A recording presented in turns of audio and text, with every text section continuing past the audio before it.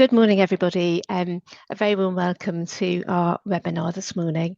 And today we are looking at the selection stage under the Procurement Act 2023.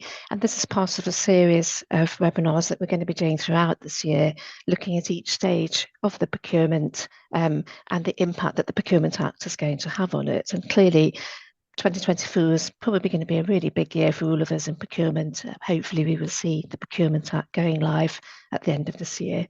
So quick introductions. I'm Jenny Beresford-Jones. I'm a Senior Legal Advisor, Procurement Specialist at Mills & Reeve here.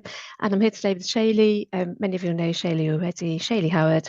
She's Principal Associate Procurement Specialist and she leads our procurement team here. So just a little bit of housekeeping, just while everyone's joining before we get started. As you know, if you've been to one of these before, there is a recording, and we do send around after the webinar a copy of the recording, a copy of the slides. And also, while we don't take questions during the webinar, in the interest of time, we do try to address these in a Q&A document, which we'll send around afterwards as well. So if you've got any legal questions, do feel free to put those in the Q&A box and we'll try to address those. If you've got any technical difficulties, you can't hear us or something's not working, also put a note in the Q&A box, and our colleague Sarah on the technical side will try and help you get connected. And finally, hopefully at the end of the webinar, you will see a feedback form pop up. If you can complete that, that would be really appreciated. And it helps us just to tailor our future webinars so that we're talking about things that interest you. Just a little bit before we get going on the main bit of today's webinar, just on where we are in terms of implementation. As you all know, the Procurement Act is now an act, received royal assent towards the end of last year. Where we really are now is really waiting for a big input of new information and new material in February and March, which is when we expect to see the official policy and guidance notes published, and also the secondary legislation that goes into some of the detail of the high-level principles in the bill will also be finalised. So I guess we're all sort of waiting for this big influx of new information in February and March, and at that point it really will be all systems go to start preparing for implementation. We have got that commitment to a 6-month notice period to give us all time to get used to the changes. And also, you may have seen the government has published their knowledge drops. We've got a link to our blog post there from where you can access the knowledge drops as well. Just a quick word on sort of non-procurement act stuff, just in case you hadn't noticed, the thresholds under the PCR increased on the 1st of January. If you go to the link there, you can download our one-pager on that. And also, if anybody listening is involved in commissioning or providing NHS healthcare services, of course, the provider selection regime came into force for those types of services from the 1st of January 2024, and they dropped out of the public contracts regulations. So just a couple of general procurement law updates there as well. I don't think I need to say much more, so I think I will hand over to Shaylee, who's got the first question, and that's an interesting one. Do we actually always need to run a selection phase or not, and what does the Procurement Act say about that? Thanks, Shaylee. Thanks, Jenny. Good morning, everyone. So just a quick reminder on the selection phase. I guess what's the purpose of it? The purpose is really to ensure that your suppliers and that your bidding community have the capability and the relevant experience to perform the contract. And there is this distinction under the current regime around backward-facing criteria, i.e. selection criteria, where you look at the capacity and the credentials of your suppliers, and then forward-facing, which is very much the tendering stage, where you look at, okay, well, we know that you can sort of, on the face of it, you have the capacity and the capability to perform the contract. Now, will you tell us about how that's going to work? and how you propose to deliver the services or the works or goods under our particular contract with our particular requirements. What we're talking about here is that first bit. And the Procurement Act, in terms of the processes, as you'll be aware, does streamline the number of processes that are available. So you have the open procedure, which is the one-stage procedure, and then you have competitive tendering procedure, which is way more flexible, and you've got a lot more flexibility around how you run your process. So I suppose the question is, well, where does the selection phase fit within the context of those two processes under the Procurement Act? So I guess the first thing to say is that selection criteria have had a bit of a rebrand under the Procurement Act, and they're now called conditions of participation, and you'll find the rules about that in section 22. So what the Act says is that a contracting authority may set conditions of participation only if it's satisfied that that's a proportionate thing to do. And I'll talk a bit about that later. So there's not quite the same distinction as there is under the current regime around having that sort of standalone selection phase. However, a couple of sort of other thoughts to add to that. The inclusion of the assessment of whether a supplier is an excluded or an excludable supplier is mandatory. So section 27 says that an authority must disregard excluded suppliers, and again, more on that later. So I think if we just move on to the next slide, it seems to us that actually having a selection phase is not necessarily mandatory, but the reality is, in most cases, you will be using the selection phase to filter down your list, and as a matter of good practice, it's a good idea to have a selection phase. It seems to us that the distinction between backward-facing and forward-facing that I mentioned earlier will remain under the Procurement Act, and there is also the question of the what happens to the CCS standard selection questionnaire, and I think we're going to await further guidance on that, because whilst that does obviously have the full selection questionnaire, it also includes lots of questions of policy that we see. So, for example, around prompt payment and the introduction of carbon reduction plans, and ensuring that your suppliers have met their obligations in that regard. So I think this is an area where we would welcome more guidance around how exactly that selection phase is going to look when actually it isn't mandated, because there will continue to be very good reasons why a selection phase is necessary.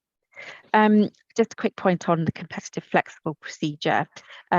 So again, there is, I guess, sort of, as the name suggests, a lot of flexibility for authorities around what's considered most appropriate.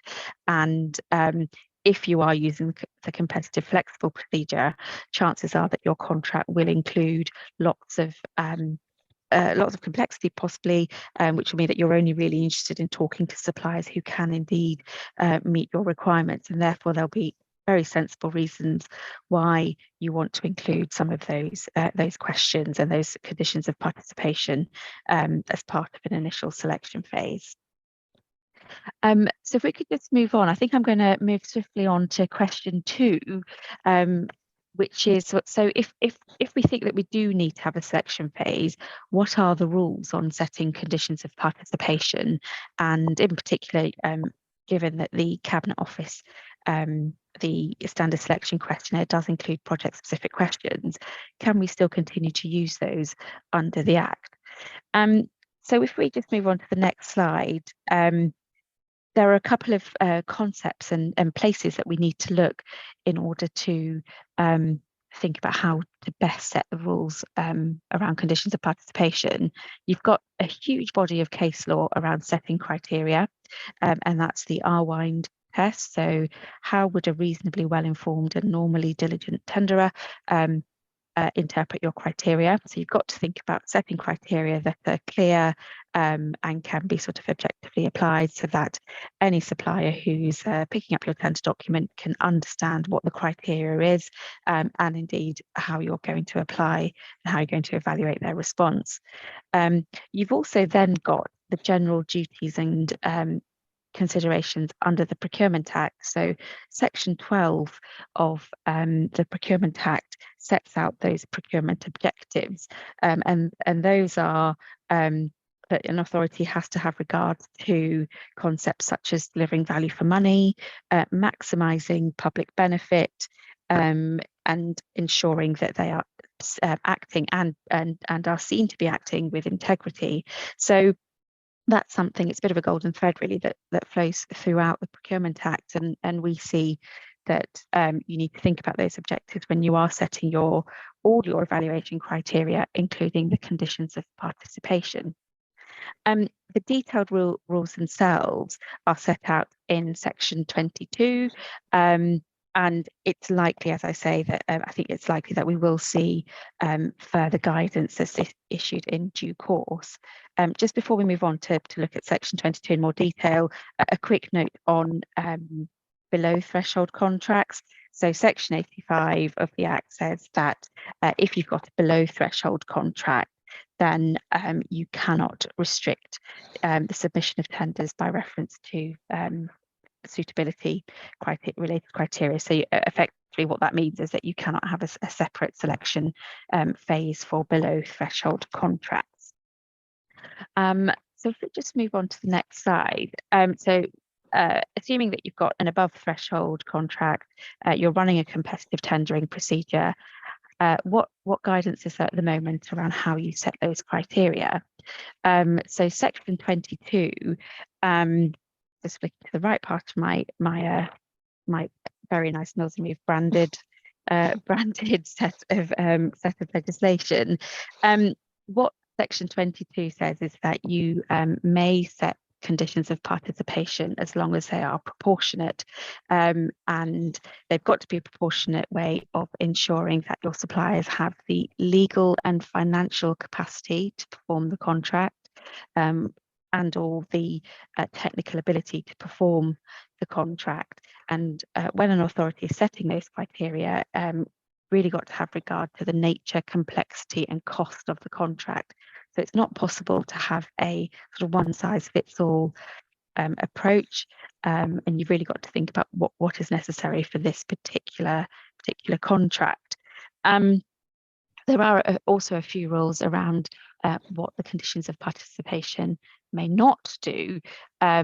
So you cannot, as part of your selection phase of the process, require that a supplier has to have been awarded a contract by a particular contracting authority previously. So you can't say you must have worked for X authority or group of authorities before.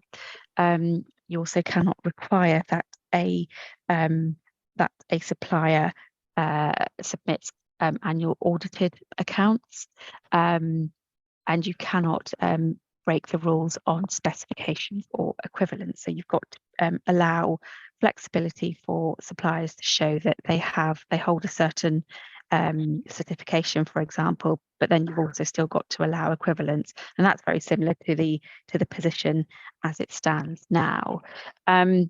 So I guess just to finish up on that, I mean, so you've still got quite a lot of flexibility around exactly how you set your criteria.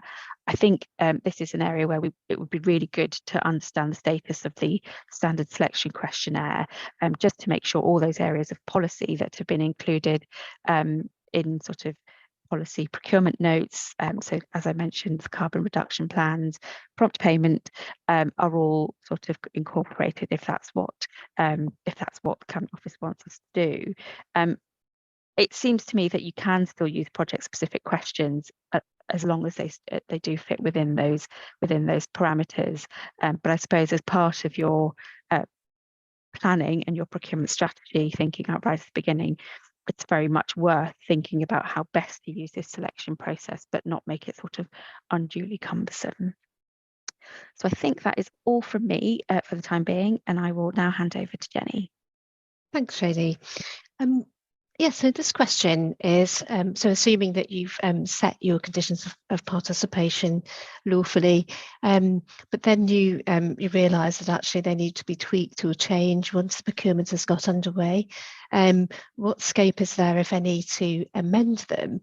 And I suppose this this question was triggered when we were thinking about this by a new provision in Section 31 of the Procurement Act, which looks like it increased that scope. But just to think first about the current position, so if you're trying to amend your selection criteria under the PCRs, once the procurement has started, what would you do? Would you be able to do it? Would you not be able to do it? And I think under the PCRs, there's nothing expressly stated about whether you can or can't do it. So really, you're left relying on the application of the general procurement principles that we all know and love. These are set out in Regulation 18, obviously, transparency, equal treatment, non-discrimination. Would updating our selection criteria and rewinding the procurement be offensive to any of those general principles? And usually it's a matter of assessing risk and where the balance falls depending on the degree of change you're proposing to make. Under the Act, so as I said earlier, we've now got an express section called Section 31, modifying a procurement. And it does give a bit more sort of granular guidance about when you may or may not modify a procurement. But sort of having looked at it, I think we are not really sure that the position is really any much different to the current position. So the Act also, as well as Regulation 31, as Shady mentioned earlier, has those general principles and objectives, that are set out at Section 12. They're expressed slightly differently to the Regulation 18 principles, but effectively they do the same thing. There's a requirement to treat suppliers equally unless different treatment is justified. And there's also that transparency obligation to provide information to suppliers so that they can understand the procurement process and the evaluation approach. So we've got Section 31 and we've got the principles at Section 12.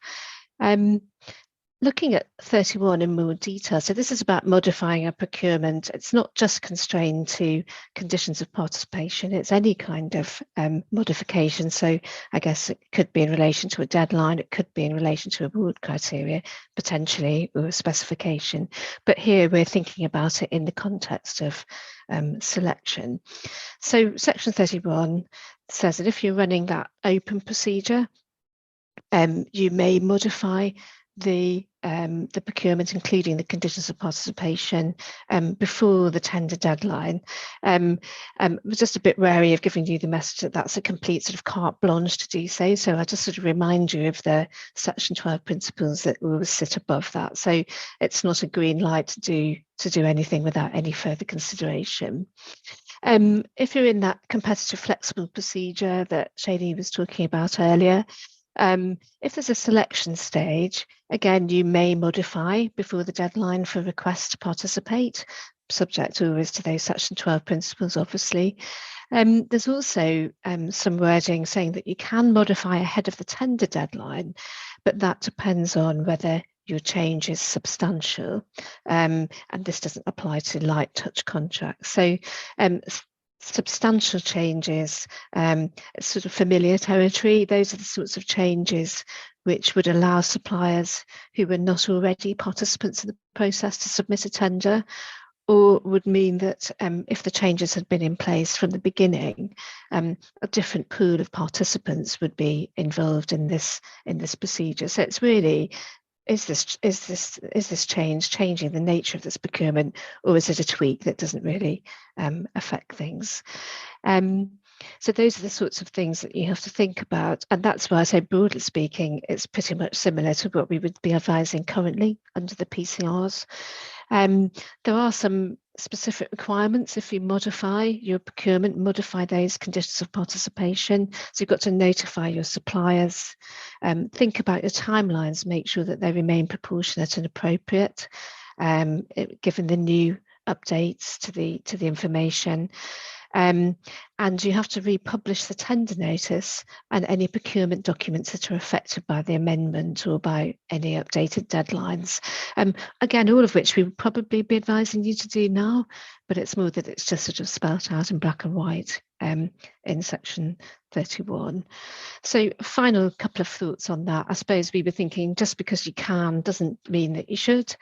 It's always better, it's always the least risky approach to settle the criteria at the beginning so that you don't need to modify. You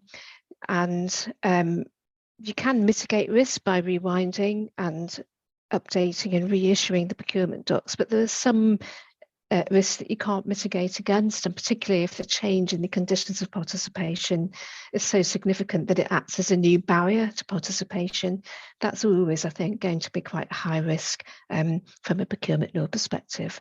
So not every change, the risk can't always be mitigated simply by rewinding and reissuing. And I think that was all I needed to say. Shane is going to talk now about really interesting new flexibilities to exclude from poor performance under the Act. Thanks, Jenny. I'm going to start, this is flowchart sort of says at a very high level what the route for exclusion is under the Procurement Act, which includes poor performance.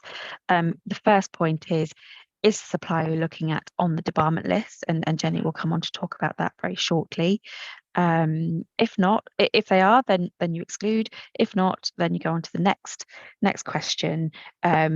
Does a mandatory or discretionary exclusion ground apply? And those are set out in Schedules 6 and 7 of the Act. There's a slight change in terminology here, or a difference in terminology. So if a mandatory ground for exclusion applies, then you've got an excluded supplier. If a discretionary ground applies, then you've got an excludable supplier. But in order to work that out, you work out whether the mandatory or discretionary grounds for exclusion apply. So if you have got one of those, then this concept of self-cleaning that we're familiar with under the current Act continues to apply. So have you given the supplier a reasonable opportunity to make representations and provide evidence of self-cleaning? That continues. Once that process is over and you've given the suppliers enough opportunity to make their case, do you still consider that the circumstances that gave rise to the exclusion ground are continuing to occur, or they are likely to reoccur? So there's a lot more guidance on what that process of self-cleaning sort of might look like. And if so, you exclude the supplier and notify the appropriate authority. And indeed, that supplier then may well find their way onto the debarment list. So let's look more specifically at poor performance. So this is tucked away in paragraph 12 of Schedule 7 to the Act, and effectively is split into three categories. So you have a sufficiently serious breach, and that's if the authority determines that the supplier has breached a contract and the breach was sufficiently serious, or if a court has ruled that a breach was sufficiently serious. You've then got an unremedied breach, so where the authority has identified that there was a breach and has been given the opportunity to improve performance but has failed to do so. And then you also have this concept of a contract performance notice, and we'll be doing a subsequent webinar on this point, I'm sure, where that performance notice evidences either of those two in relation to that supplier. So if we could just move on to the next slide. So there's also a little bit more guidance on what a sufficiently serious breach actually means. So where you have got termination or partial termination of the contract, the award of damages, or a settlement agreement between the supplier and the regulated authority. So again, I think that this is an area where we have seen a little bit more guidance provided in the statute around how an authority uses this ground. I think it's something that caused a lot of excitement at the time. The concept was introduced into the 2015 regulations and the current regime, but hasn't been used very much because of the sort of risks around doing so. You've then also got this concept of an unremedied breach as well. So as I mentioned earlier, this is where the authority identifies that performance is not to satisfaction, is not in line with the contract, gives notice, gives a proper opportunity to remedy, and it's still unremedied. And in that scenario, then exclusion for poor performance is available. I think what is really important, as ever, is the audit trail. So making sure that you have a documented process, including anything that might possibly be disclosed if the decision to exclude was challenged. Really important that you have that all noted down as part of your contract management process. I think that's got to be absolutely key.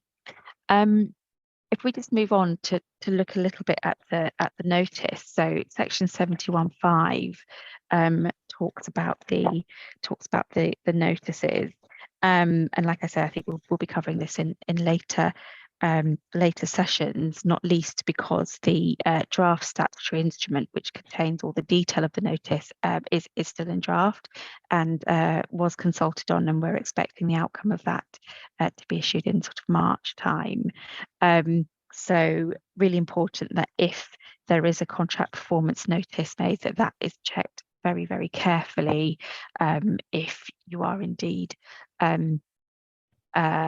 assessing that one needs to be published due to a breach under paragraph 12 of Schedule 7. So lots to think about, and if you are considering terminating based on poor performance, I think this is an area where it'd be really useful to understand more the link between the notices and indeed the process under debarment. I think that's a bit of a watch this space. Back to you, Jenny, for the final question. Thanks, Shani. Yeah, so just really to follow on from what Shani was just saying, so how does debarment work? If a supplier is excluded, does that mean that they're automatically added to the debarment list? I think if there's any suppliers listening, you'll be relieved to know no, it doesn't, and there's quite a long process which must be followed.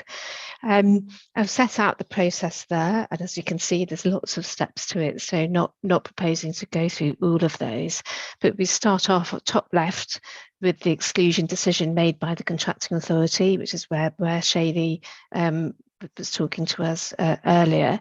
There's then quite a process by which they notify somebody called the Debarment Authority. What they will actually be called, I'm not sure. And then there's a decision really whether the Debarment Authority is going to investigate that exclusion or not. There's various rights that Debarment Authority has to require the production of information and documents from both the supplier and the authority, and then an obligation to make public the report on the investigation and give a judgment on whether the exclusion ground applies, and whether that supplier is going to be put onto the debarment list, which is a published list. Before they can be added to the debarment list, there's a new thing called a debarment standstill period. So there's a notification that this is going to happen, and then there's an 8-day pause, which allows the supplier to seek a judicial review, an injunction, to prevent that happening until the court has actually looked at the rights and wrongs of the decision. If the supplier eventually is put onto that debarment list, it's for a length of time that's determined by the Debarment Authority. Although there are rights for the supplier to apply for removal from the list and to appeal against the decision. Just some thoughts on that. So obviously this is a public list, so it's quite a draconian consequence for a supplier. What we don't really yet have is any light on to what extent will the Debarment Authority be investigating, but one assumes that given resources it will not be able to investigate each and every exclusion, and no doubt there would be some sort of targeting of investigations on the most serious breaches. So I would imagine things like modern slavery or environmental breaches, but that's a bit of a watch this space. I would have thought that debarment may well be used conservatively, but we may see more information on the remit of the work that the Debarment Authority is doing, and indeed whether, where they will fit into that procurement oversight team, and we understand they'll be a part of that unit. I think it's 10:30, so it's probably time for me to stop talking and to wrap up and let you all get on with your day. Do let us have your feedback. A feedback form should pop up at the end. And as I said at the beginning, do look out for the recording, the slides and the Q&A document, which we will circulate as soon as we can. And our next 5 in 25 is going to be on the 6th of March. And we're going to be looking at the tender stage and evaluation. So do look out for an invitation to that. But otherwise, big thank you from me and Shaylee for joining us. Hope you found it interesting and have a lovely day. Thank you.